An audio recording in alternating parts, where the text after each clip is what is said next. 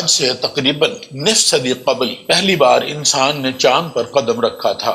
پہلا قدم رکھنے والے خلاباز نیل آرمسٹرانگ تھے۔ مندرجہ ذیل بایوگرافی ان کی زندگی سے لی گئی ہے۔ آئیے ان کی زندگی کی کہانی کی ایک جھلک خود انہی کی زبانی سنتے ہیں۔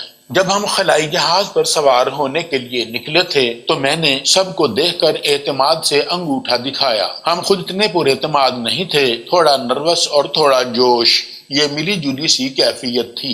راکٹ میں بلند ہوتے وقت بہت شور ہوتا ہے، بہت زیادہ، اور اس قدر جھٹکے جیسے کسی ٹرین میں بیٹھے ہوں اور ٹرین بھی خراب ٹریک پر چل رہی ہو۔ اس مشن کے ساتھ بہت سی امیدیں وابستہ تھیں اور بہت سے لوگوں کی بڑی محنت لگی تھی۔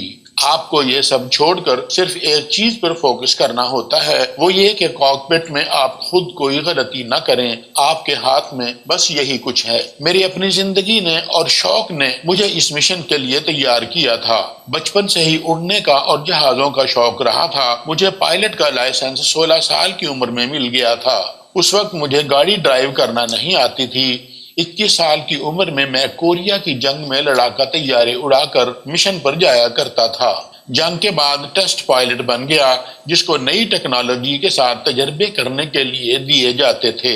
X-15 جہاز کو 4000 میل فی گھنٹہ کی رفتار سے انتہائی بلندی پر چلانے کا ریکارڈ قائم کیا۔ یہ وہ وقت تھا جب 1962 میں مجھے اپنی 3 سالہ بیٹی کی موت کا صدمہ برداشت کرنا پڑا۔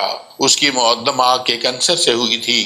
آپ بچے کی موت کو نہیں بھلا سکتے، اس کا نشان آپ پر زندگی بھر کے لیے رہ جاتا ہے، لیکن اس کا مقابلہ کرنے کا طریقہ زندگی کو مصروف طریقے سے گزارنا ہے۔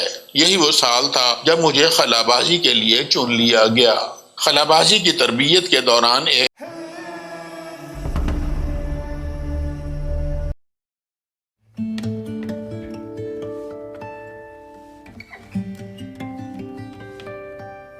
حادثہ 1966 میں ہوا جب ہمارا کیپسول کچھ دیر کے لیے بے قابو ہو کر گھومنا شروع ہو گیا۔ پھر 1968 میں لینڈنگ کی ڈیوائس کے تجربے میں یہ ایک خرابی سے کریش ہو گئی۔ اس سے جب میں نے ایجیکٹ کیا تو یہ زمین سے صرف 100 فٹ دور تھی۔ میں بمشکل اس کی آگ کی لپیٹ میں آنے سے بچا۔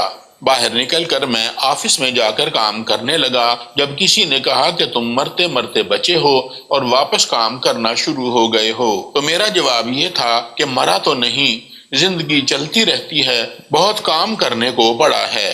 پہلے مشن کے کمانڈر کے طور پر میرا انتخاب ہو گیا۔ 4 روز تک سفر کر کے ہم چاند تک جا پہنچے۔ مائیکل کولنز کمانڈ ماڈیول میں رہے، بز آلڈرن اور میں لونر ماڈیول میں سوار ہو گئے۔ لینڈنگ کے دوران کچھ غیر متوقع ہو گیا تھا۔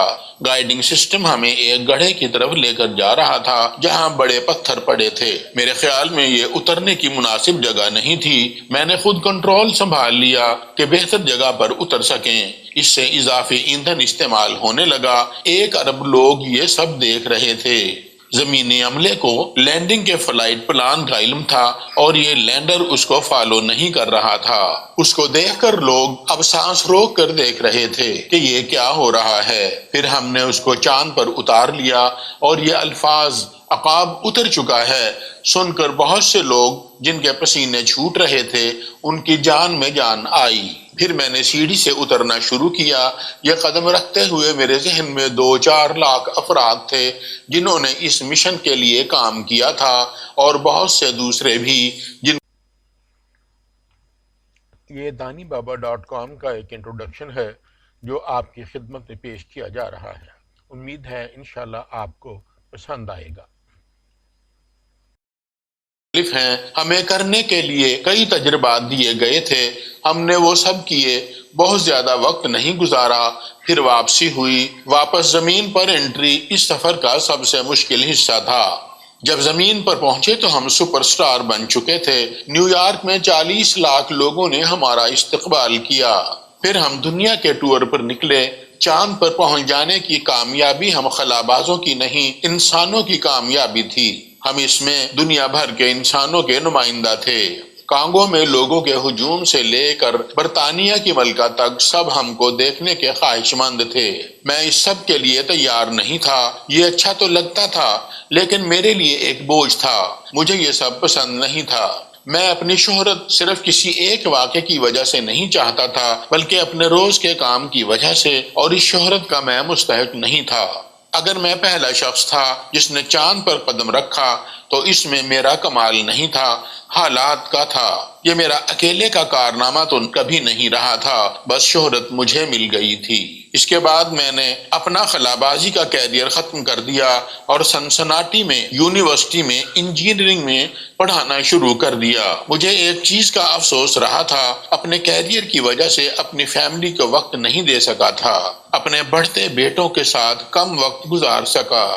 مجھے علم تھا کہ اپالو پروگرام کی اپنی زندگی زیادہ لمبی نہیں اور اس کو چند سال کے بعد چھوڑ دینے کا ہی پلان تھا، لیکن خلائی پروگرام سے میری توقعات زیادہ نہیں تھیں۔ میرا خیال تھا کہ ہم اس سے کہیں زیادہ کر پائیں گے جتنا ہم نے کیا۔ میری رائے یہ ہے کہ جب آپ کا مقابلہ ختم ہو جائے تو پھر آپ زیادہ نہیں کر پاتے، وہ جذبہ اور حوصلہ مان پڑ جاتا ہے۔ میں نے جہاز اڑانا نہیں چھوڑا، ایک وقت میں راکٹ کا پائلٹ تھا، لیکن اب 75 سال کی عمر میں چھوٹا گلائیڈر اڑاتا ہوں۔ پرندے کی طرح زمین کو بلندی سے دیکھنا وہ تجربہ اور شوق ہے جس کو میں ترک نہیں کر سکا۔ نیل آرمسٹرانگ کا انتقال 25 اگست 2012 کو سنسناٹی میں ہوا۔ اس وقت ان کی عمر 82 برس تھی۔ اجازت دیجیے، اللہ حافظ۔